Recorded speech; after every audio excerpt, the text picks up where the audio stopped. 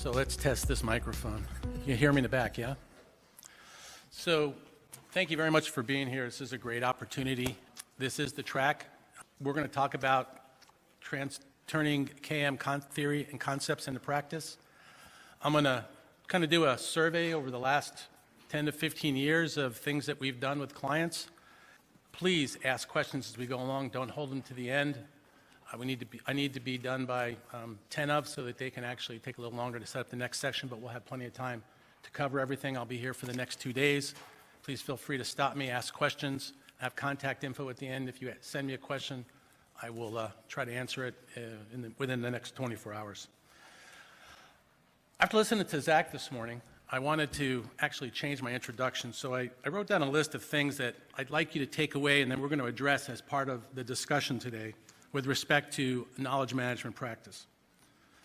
These are some fundamental takeaways to successfully move from theory to concept to practice. Successful knowledge management is a function of a demand for knowledge and how the supply of knowledge meets that demand. We'll talk about that. KM means situational and contextual. When you're developing a strategy, one size doesn't fit all. What's in one organization, you may actually learn from what they're doing, but it's a bad idea to just take what they're doing and apply it to your organization. With respect to strategy, and that'll become the first part of our discussion, you can't get where you're going if you don't know where you are. And we'll talk about the importance of establishing a baseline. And most importantly, and I know Zach touched on this, and I'm glad that he did, the probability of knowledge management success in an organization, whether it's a corporation, nonprofit, any other kind of organization, this probability of success increases when there's someone accountable for leveraging the knowledge of the organization, and those people sit in the right place within the organization. For example, if knowledge management, and this is my personal opinion, resides in HR, that may not be the best place for it. Let me give you an example. In an organization, and you consider knowledge a strategic asset, and you want to leverage that asset. Many organizations have chief technology officers to leverage the technology assets. They have human capital officers, HCOs, vice presidents of personnel, chief information officers. Why would an organization not want to have someone accountable for leveraging the knowledge of the organization? And that's the role for what they used to call chief knowledge officers. Sometimes they call them vice presidents of knowledge management.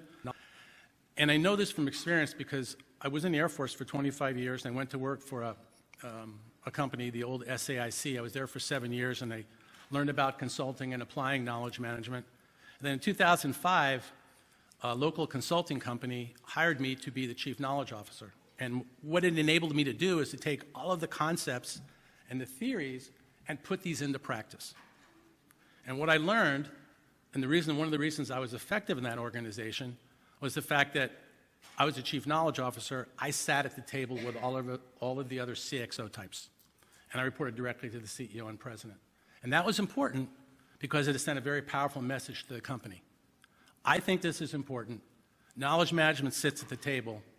That's an important message. And when you do that, and as many of you may know, trying to evolve or develop a knowledge management capability in an organization becomes very difficult.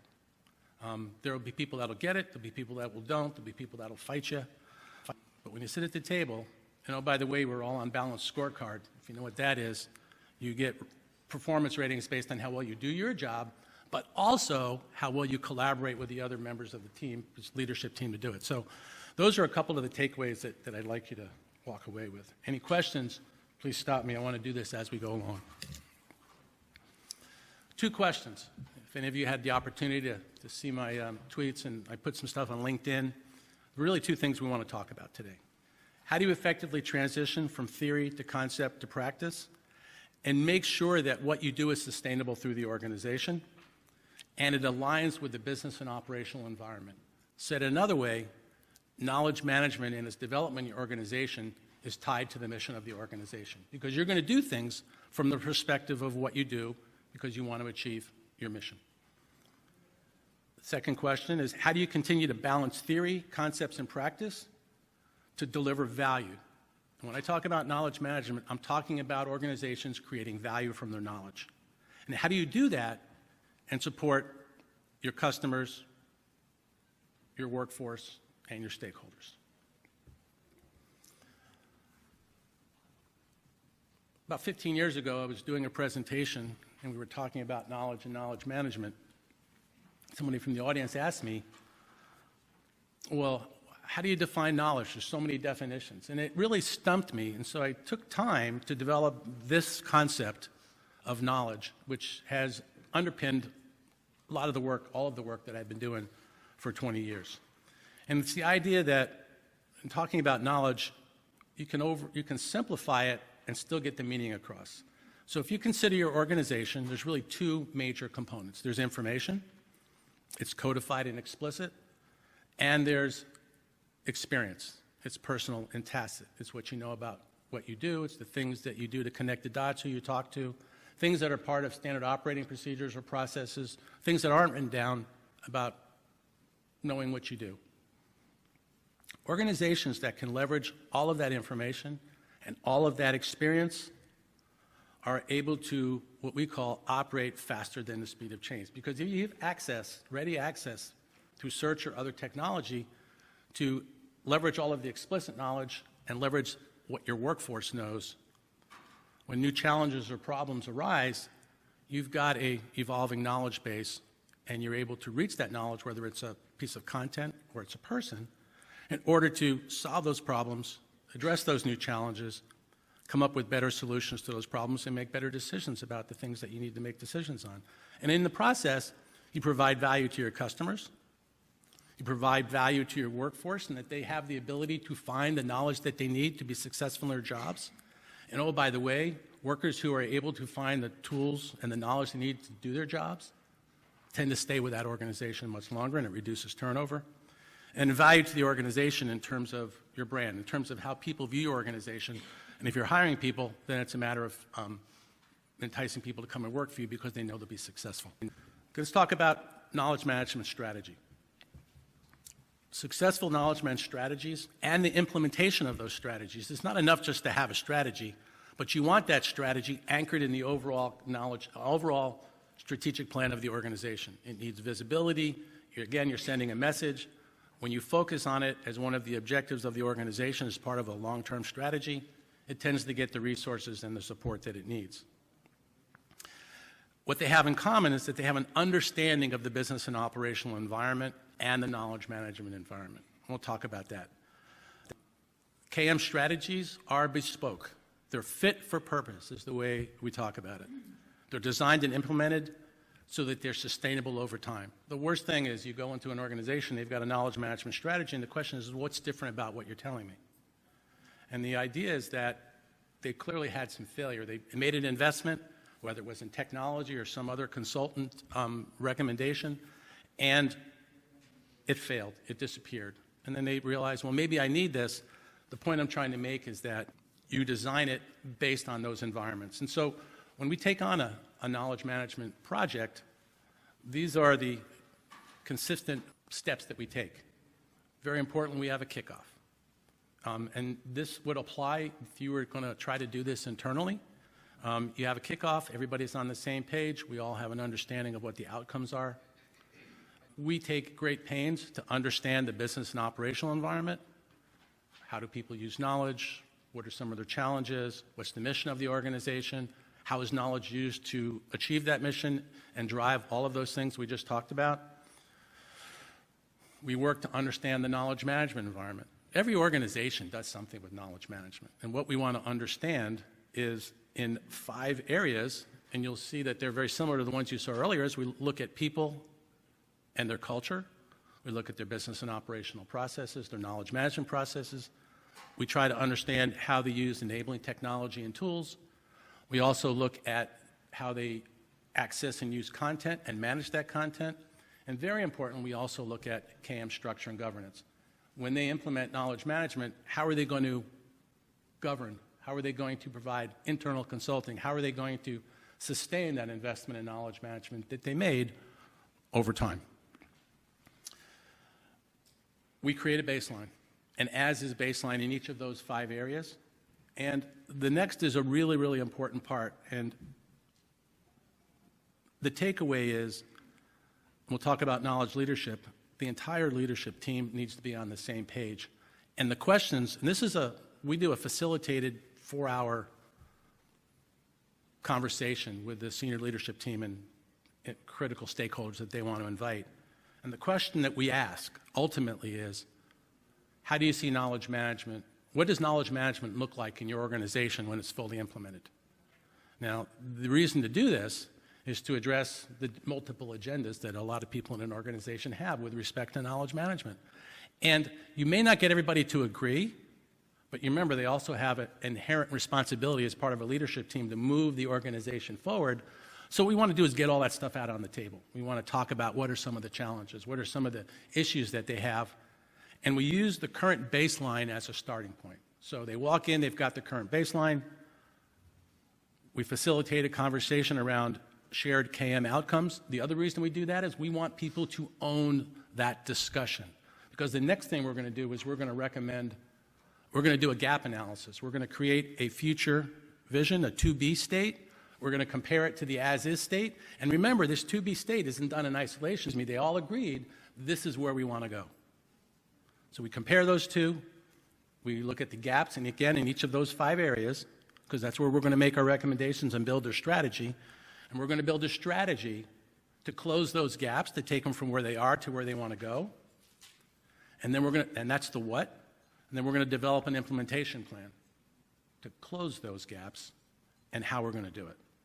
And then this is really the most important thing, is you want to do some pilot projects to demonstrate that the recommendations you're making are going to, in terms of strategy, implementation, practices, that they're linked to and support the overall mission of the organization. So we're going to do this from the context of their business and operational environment and everything that they're doing in their knowledge management environment.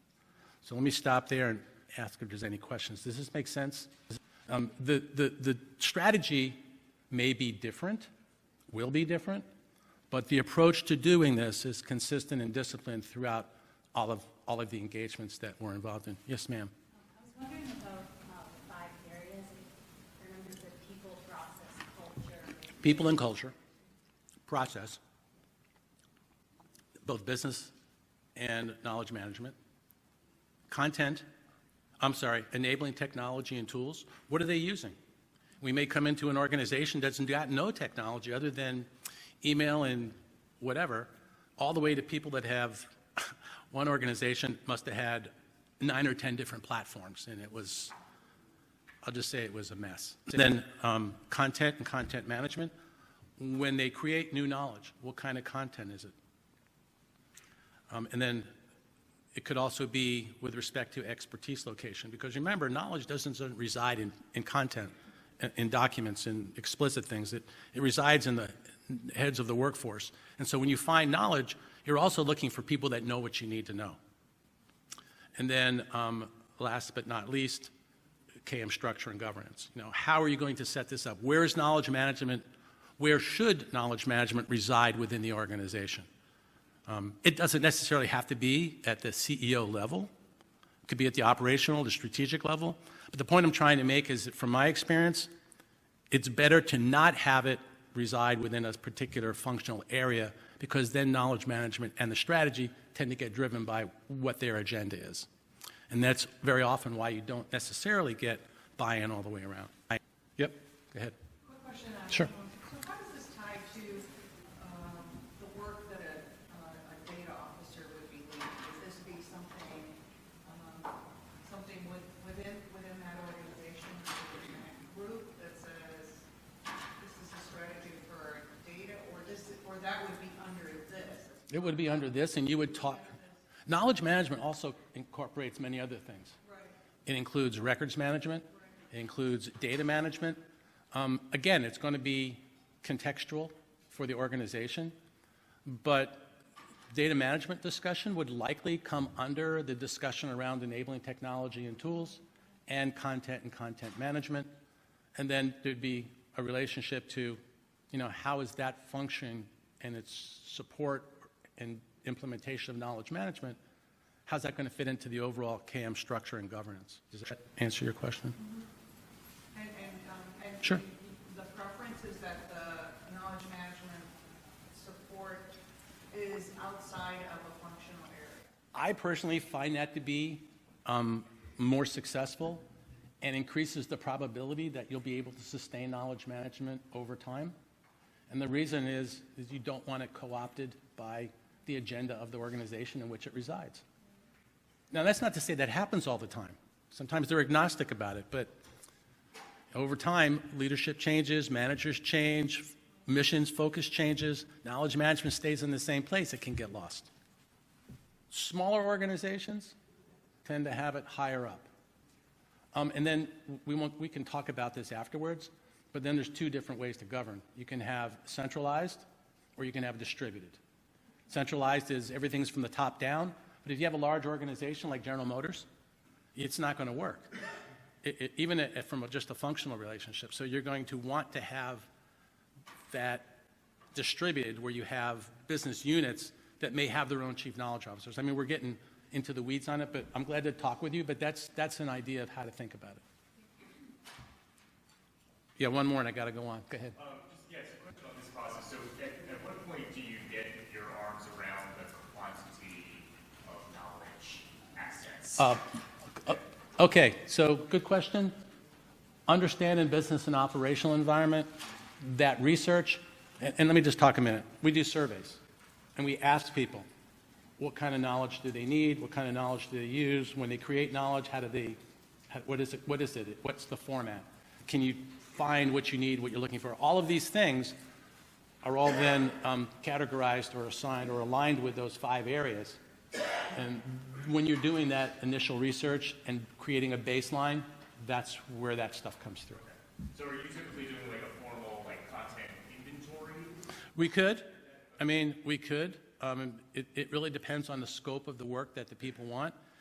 But absolutely, you would want to be doing, I'll give you a quick example, and then I got to go on. There was an international development bank that we were working with. Their total focus, because of what they did, was on defining what knowledge they had and what knowledge they needed. And so it was really, the starting point was, what's the demand for knowledge and what's the existing supply, which then got to the content, which then was related to the fact that they had 110 different repositories or databases that weren't necessarily linked, and that unless you'd been there for a long time, you had to know which one to go to or who to talk to find what you're saying. And so that's where that stuff comes out, right? So you got your strategy, you're implementing. This is a model I call performing and learning. You probably have read, you'll hear people talk about how it's hard or you can't capture tacit knowledge. I'm not a believer in that. This model helps to do this. This is one of the things that you implement in your pilot projects, KM pilot projects. This is one of the ways that organizations can continuously improve their performance through the ability to learn before, during, and after the work that they do. So if you look at this, and you have plan, execute, and analyze, that's a pretty straightforward approach. You plan something, you execute it, analyze and see how you did. Many organizations will ask their people to write down their lessons learned, and then it'll get stored someplace. Somebody has to integrate it, but really the only people that are learning from it are the people that are doing the integration. And so the discussion that Zach led off with in terms of search and technology, all of those things are critical. They're all part of that strategy. But focusing right now, let's just focus on this one piece about how do you actually get at what people know, and then get lessons learned, and then characterize it for reuse in the context of that organization. So what we've added here are what organizations that are high-performing knowledge-enabled do, and this is not new stuff. This goes back 15, 20 years, but it's very powerful and it's very effective, is if you can train your teams to learn before, during, and after. So you have your plan. You see the little triangle for learn before, right under the orange triangle right there between plan and execute. This is where you do learning before. The tool that they use is a peer assist. And the peer assist is simply you have your plan, you invite peers, you invite other people who may know about this subject, you share your plan with them, Their goal is not to criticize it or approve it, is to look at it and say, yeah, we've done this. Have you considered this? Or we're presenting the plan, we have a problem, we've never done this. Well, we've never done this either, say the peers. And then you get together and you try to come up with new solutions to new challenges, and then you make changes in your plan. You begin to execute that plan. Many of you, particularly if you've been in the Army or the military, you've heard about after-action reviews. When I talk about them, action reviews, we're talking about doing them in the process of doing the work. So the idea is you do a piece of work, maybe you do it daily, maybe you do it weekly, but you're asking 4 questions. What were we trying to do? Did we do it? If we didn't do it, what change do we immediately want to make in order to stay on track? And then when you're done with the project, you have a facilitated discussion. It's called a retrospect. Some call them retrospectives. Doesn't matter what you call it. You can call it frank, but the goal is that all of this is built into the project plan so that there's time for it. It's not something like, oh, let's stop. We've got to do a retrospect. It's part of our resourcing and part of our schedule includes these steps. So you make it real, it's practical, people begin to do business this way, you don't even think about it. You don't even think about the term knowledge management, which ultimately is where you want to go. So at the end, you're asking, what were the objectives? How do we measure success? Did we meet that success? If we did, what did we do that was effective, and why was it effective? If we, and I'll use the term, I'm not saying if we messed up, the way you want to phrase that in facilitated conversation is what turned out differently than planned. And the reason you do that is because people don't like to share bad news, particularly if they're involved in it. So if you change it from who did it and who's accountable to what can we learn from it and do differently in the future, you end up with a much different perspective. And then there's a craft, an art and a craft to facilitation. The learning before and learning after are facilitated. The action reviews are done by the team in the moment, and as part of it, your pilot team will learn how to interview, they'll learn how to capture knowledge from groups, they'll learn how to distill that knowledge and characterize it for use, turn it into lessons learned, and then based on the technology, it'll get stored so it can be searched for, accessed, downloaded, and reused later. Questions on that? Does it make sense? Anybody doing this right now? Yes, please. The way you described facilitation, you made it sound like there's a course or There is. something for that. There is. And if you're a consultant and you've never taken a facilitation course, you need to take one. You can teach people on a team the basics of facilitation, but I'm going to suggest to you that when you do the learning before and you do the learning after, that you never use somebody from the team. And the reason you don't do that is because you don't know what their agenda is. They're going to come to the discussion with baggage, perhaps, good or bad, and they're going to come to the discussion with an outcome that they want. So you want somebody impartial so that you are enabling the free flow of the conversation. And I've learned that when you don't do it that way, 9 times out of 10, I'm not going to say all the time, but 9 times out of 10, it doesn't turn out the way you want it. And so what you can do, and as part of the structure and governance, depending on the way the organization is set up, you'll have what I would call internal consultants, knowledge management engineers, KM managers, whatever you want to call them. And one of their roles is to help the organization to get at some of this and facilitate that. Because the teams are going to change. So you want people with a skill set for facilitation, distillation, characterization of knowledge and lessons learned in the context of that organization and their lexicon. So does that answer? Yeah. Okay. Okay, let's look at another application of this. One of my clients early 2002, 2003 was the Wildland Fire Lessons Learned Center. It's a combination organization of agriculture, Bureau of Land Management. I can't remember all the other 3 or 4 of them. But these are the guys who have the responsibility for capturing and centralizing all of the learning from fighting forest fires. It's a life or death thing, and you'll find that organizations that have a life or death mission tend to jump on the value of knowledge management much more quickly than those that are staff or administrative, or have there has to be a sense of urgency or a burning platform that drives them to want to keep doing this. And in 2001, they had a massive fire that killed a lot of firefighters, and so they created this lessons learned center. And this is the model that was developed, that they follow, they still follow. And if you know anything about, anybody know about Wildland Fire Lessons Learned Center? Okay, they have incident teams, they call them the ones that fight the fires, incident managers. There's many of these, they're all over the place. The way the center is set up is that they would define a firefighting process. However, there's a lot of different ways to do that. Don't have time to talk about it. They'll then execute, they'll fight that fire, and then after that fire's over, they'll learn after. And they have templates that they use to capture what they need. They tend to be facilitated. That knowledge, that capturing of new learnings, because you say, well, fighting fires, they're similar, but each fire has its own personality and characteristic. All of those learnings are captured, and they integrate those learnings up over the top into the knowledge base, which is accessible to anybody who has access to the Wildland Fire Lessons Learned Center. And they'll reinvest those learnings into the manuals and operating procedures for fighting those fires. But what they also do, which many organizations don't do, is they then adapt their training to align with the way the process is actually being done. We call that aligning process, execution, and training together. And so they'll adapt that new learning in the off-season, when there is an off-season for fighting fires, generally towards the winter months. This is when they go in and they redo their training based on what's been learned in the previous year. So that adapting new learning, improved training from new learning, reinvested in the actual activity or process. After the training's over, they learn after doing from the people who have taken the training based on whatever the objectives were. Did we get new stuff? Are you learning new things? Whatever it is. They also do is they bring practitioners in from the field to be part of the training classes.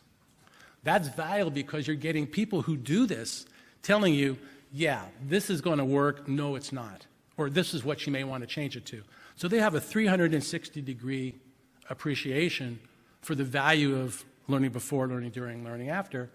And when I talk about knowledge management, I'm talking about the ability to capture, adapt, transfer, and reuse critical and relevant knowledge to continuously improve performance at the individual, team, and organization level. It's very similar to the definition that you saw in Zach's keynote. So when I say knowledge management is the process of continual renewal, this is a specific application of what we talked about here. It's part of a whole organization. This is a very powerful tool. They've been using it for a long time. This is how they fundamentally capture knowledge. Any questions on this? Make sense? Yeah. Yeah. Bill, so operationalizing learning is copyrighted? It is. But feel free to use it. Okay. Thank you. I was, quick story, 1 minute. I was down at Norfolk. I forget what it was called. It wasn't Joint Forces Command. I'm retired from the Air Force, so I should know this. But I was sitting there, and the general who did the keynote was talking about stuff. He talked about knowledge at the point of execution, which is something else I, conceptualized. Put a name to it would be a better way. And he goes, and we really like this operational learning piece. This is really important to us. And I'm going, yes, somebody's, paying attention. But feel free. But that's what this is. I talk about it so it differentiates it. So it's, yeah, okay. Yeah, sure, please. Talk a little bit more about the system that you were using to capture interactions. It wasn't, when you say system, do you mean technology? No. It wasn't technology-based.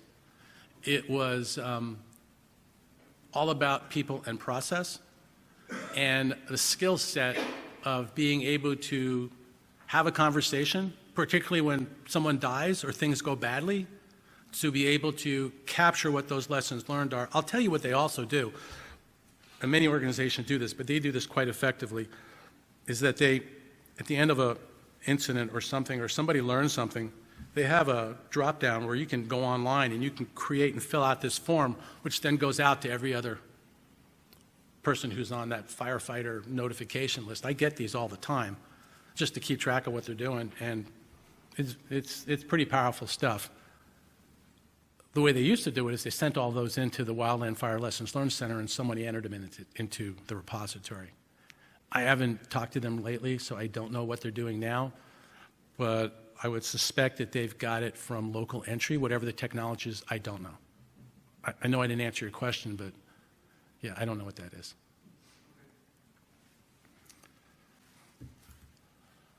Friction of knowledge transfer. Have you heard that ever heard that before? I think you intuitively understand this, but let me just run through it because it's an important point to understand when it comes to effective ways to transfer knowledge. So remember in the beginning we looked at the V chart. We looked at the explicit knowledge, which is codified, and tacit, which is personal. Face-to-face transfer of knowledge is the most efficient and most effective because you have context. You have context in how they're presenting the knowledge. You have context in the questions and the answers.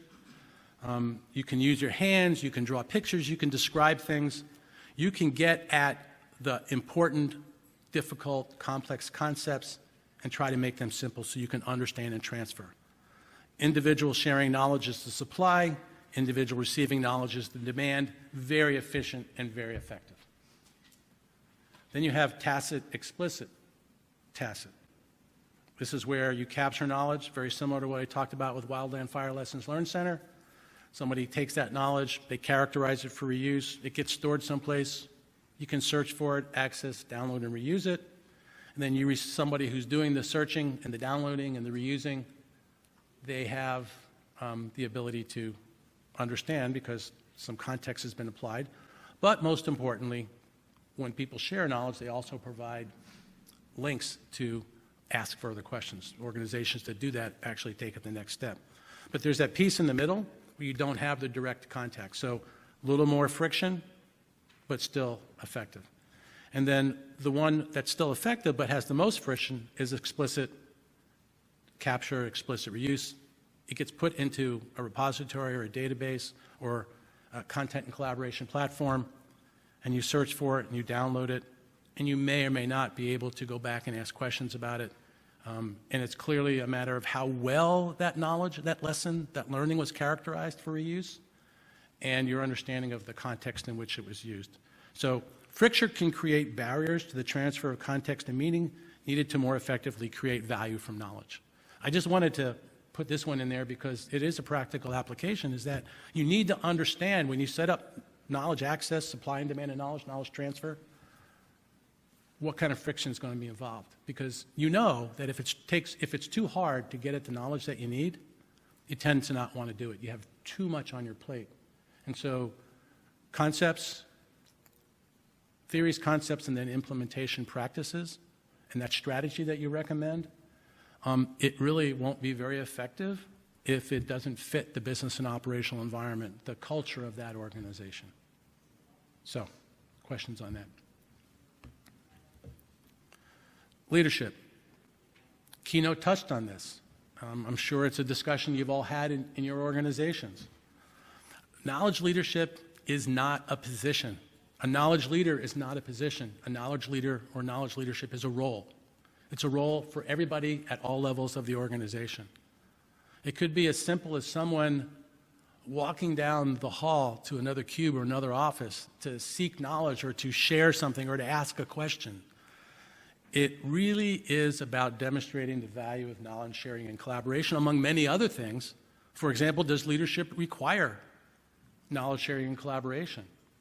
Is the importance that the organization places on it? Do they place some kind of performance indicator into the performance evaluations of their leadership and the rest of their workforce that focuses on, and I'll use the term generally, how well they collaborate, how well they do knowledge management? I risk using that term wrong, but the point is if you're going to say it, then you got to demonstrate that you mean it. And what I'm talking about here is it's the focus and support needed within an organization to make knowledge capture and use part of workflow. If knowledge management, the things that we're talking about, are not part of the way you normally do work and it's viewed as something extra, that's how it'll be viewed, as something extra.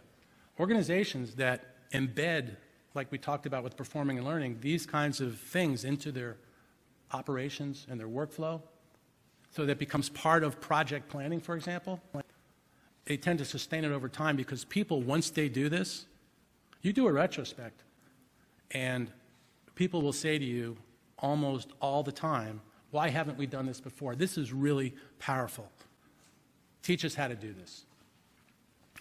The point here is that it's a shared responsibility, and if you're going to implement it in a practical way, you've got to make it real, as we discussed.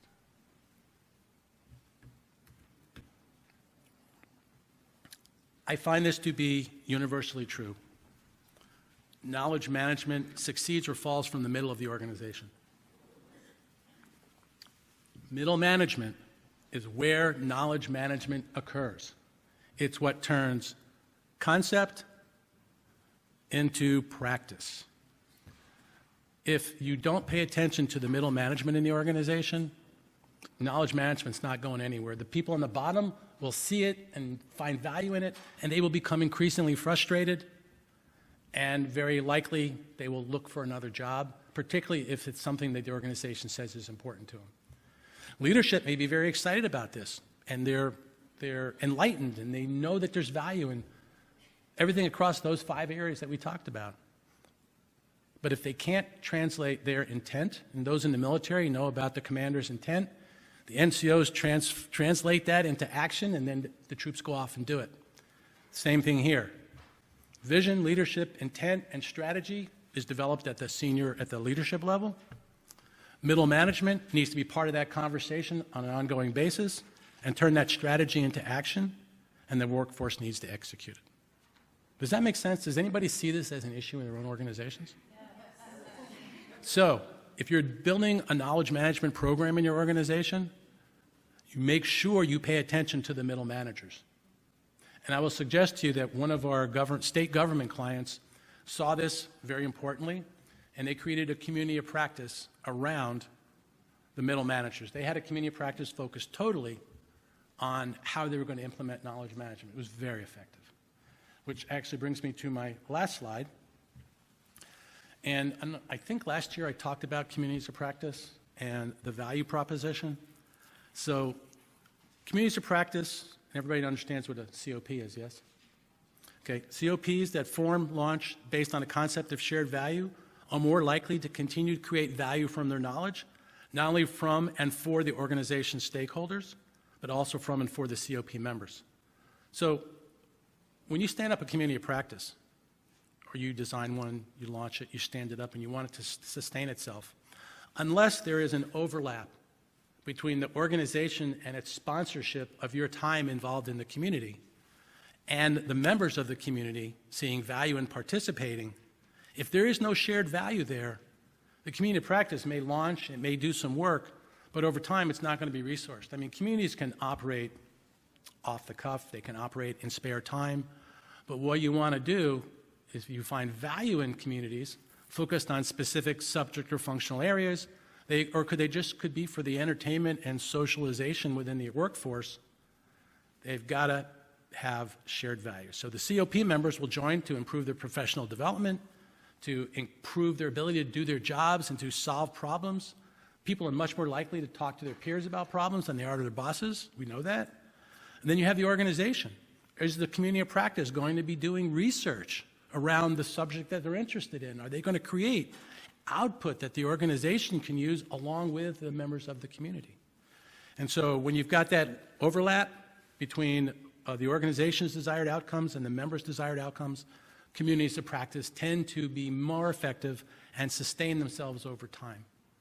So these are just a couple of things that in and of themselves are entire briefings or presentations, but I wanted to bring to you not just a concept, but the actual how would you do this and why is it valuable and what are some of the things that you need to know. And so take these ideas back to your organization, and if you've got any of these components, then start to do it. Again, feel free to reach out to me afterwards. My email is bill@workingknowledge-csp.com. And the website, my website, also has some of this in articles that have been written, I've written, and that's workingknowledge-csp.com. So, any final questions? I'll be here for the next 2 days, so stop me if you have anything or you think about something. Thank you so much for your attention. I very much appreciate the questions that you did ask.